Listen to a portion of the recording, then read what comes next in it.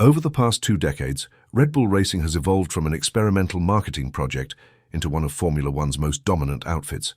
Founded in 2005 on the remains of Jaguar Racing, the team won 4 consecutive Drivers' and Constructors' Championships with Sebastian Vettel, and later returned to championship winning form with Max Verstappen. That success was built on continuity. A stable management core, a clear brand identity, and since 2016, a generational talent around whom much of the technical program has revolved. Yet in 2025, the foundations of that continuity are already shifting. Christian Horner, the only team principal Red Bull had ever known, was removed earlier this season. The organization is preparing to become a full power unit manufacturer, with the introduction of its own Red Bull Ford engine in 2026. And Verstappen's long-term future, while contractually secure on paper, has been the subject of recurring speculation. If we assume that 2027 marks the first season after Verstappen's departure, Red Bull could present a very different face to the sport than the one fans have come to know. Christian Horner's removal was the most dramatic internal change since the team's creation. For 2 decades, he was more than a team boss. He was the public strategist and political operator, the bridge between the commercial side of Red Bull GmbH in Salzburg and the race team in Milton Keynes, and the point of continuity through rule changes and driver cycles. His skill at controlling narratives and exerting influence over Formula One politics helped define Red Bull's combative us-against-them image. Replacing him with Laurent Mekies signals a profound cultural shift. Mekies, a former Ferrari sporting director and ex-Toro Rosso engineer, is a career technician with a management style built on process and engineering discipline rather than the media-savvy authority Horner embodied. It is the difference between a political CEO and a technical director elevated to the top job. The comparison with McLaren is telling. Under Ron Dennis, McLaren was centralized and personality-driven. Under Zach Brown and Andrea Stella, it is more corporate and technically led. Red Bull now appears to be moving along a similar path. That leadership change coincides with a technical transformation. From 2026, the team will compete with a power unit designed and assembled in-house by Red Bull Powertrains in collaboration with Ford. It is a logical step toward independence, but one that carries significant engineering risk. The 2026 regulations demand an even 50-50 split between internal combustion and electrical power, a more complex energy recovery system, and new fuel requirements. Reliability, thermal efficiency, and energy deployment will all be decisive factors. Mekies himself has called it a mountain to climb, acknowledging that even established engine manufacturers need years to achieve competitiveness. In earlier eras, Red Bull could rely on an external supplier, first Renault, then Honda, to shoulder that burden. From 2026, there is no fallback. The team that enters 2027 will either have mastered the dual challenge of chassis and engine integration, or be living with the consequences of any early missteps. If Verstappen departs after 2026, Red Bull faces an additional strategic reset.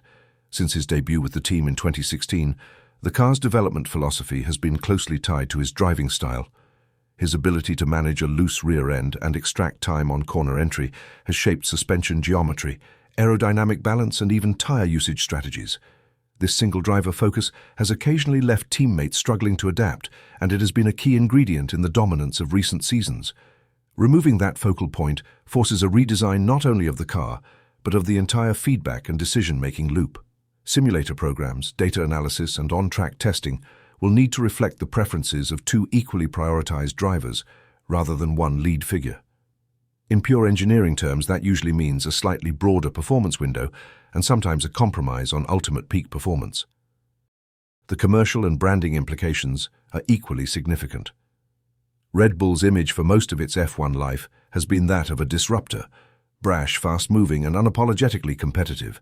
Horner's public sparring with rival principals and Verstappen's uncompromising on-track persona were central to that identity.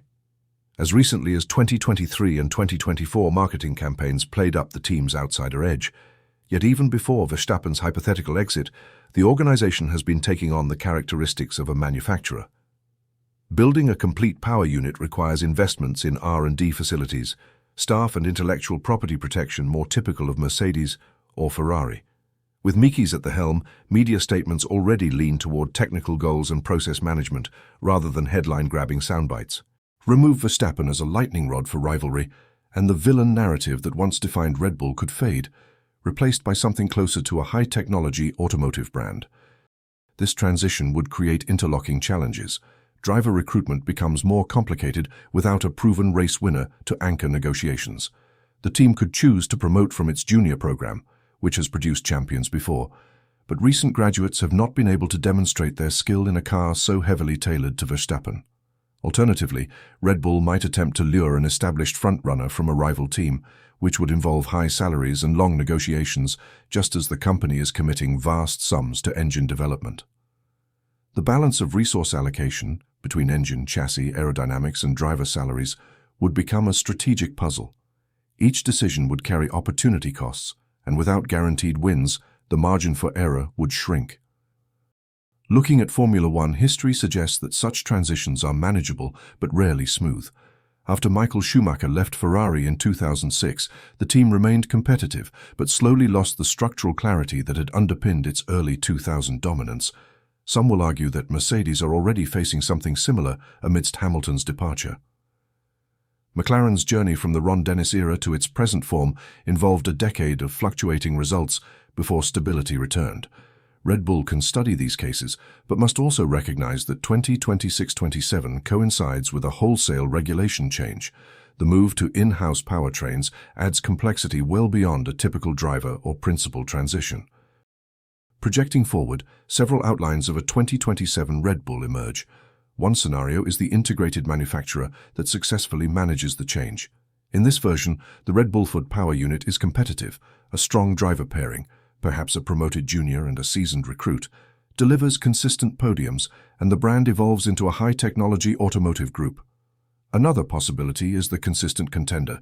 The team remains a fixture at the sharp end but no longer carries the aura of inevitability, winning races without the sustained dominance of the Verstappen years.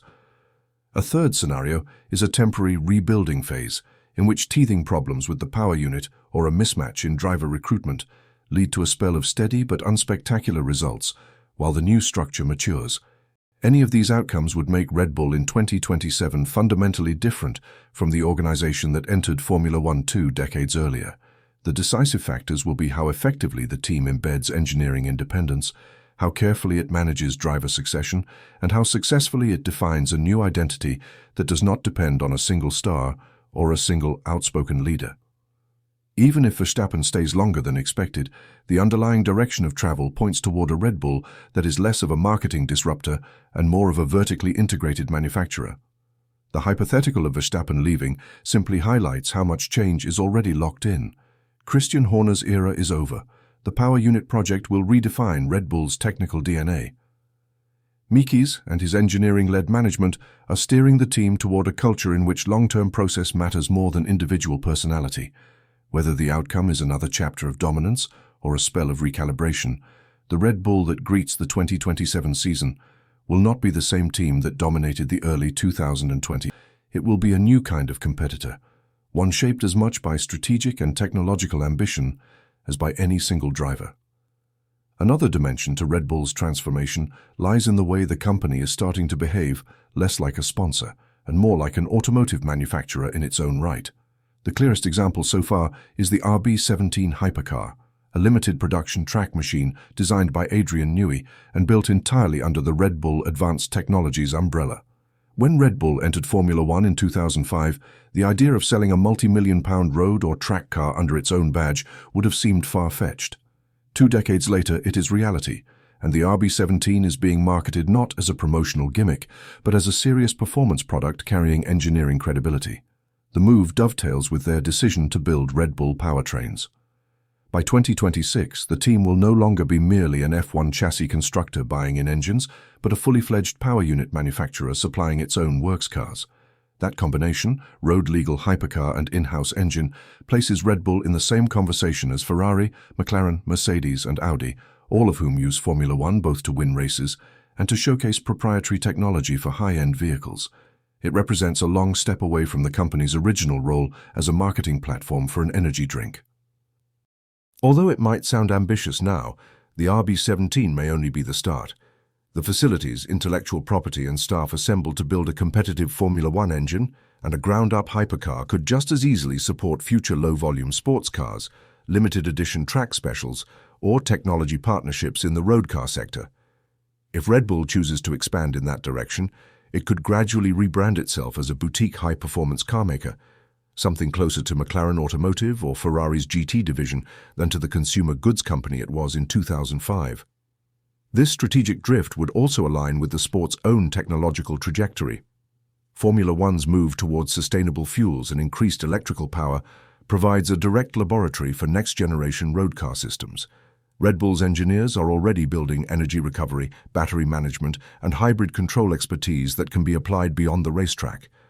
What once served purely as marketing could, by 2027 and beyond, form the foundation for a genuine automotive business. If that happens, the Red Bull name in motorsport may eventually carry a different meaning.